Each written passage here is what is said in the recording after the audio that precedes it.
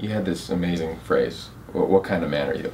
Now for these quarterbacks, they say, well, I'm the kind of man who throws a couple touchdowns. I'm the kind of man who loves 50,000 people. I'm the kind of man who's won 2 or 3 state titles, and I'm going to go do the same thing in college and go ball and win a Heisman and be the top pick. What's the first step for these guys to define what kind of man they are? Because clearly it's not just about throwing touchdowns and winning awards. I think the first thing is always just creating the discrepancy between what you do and who you are.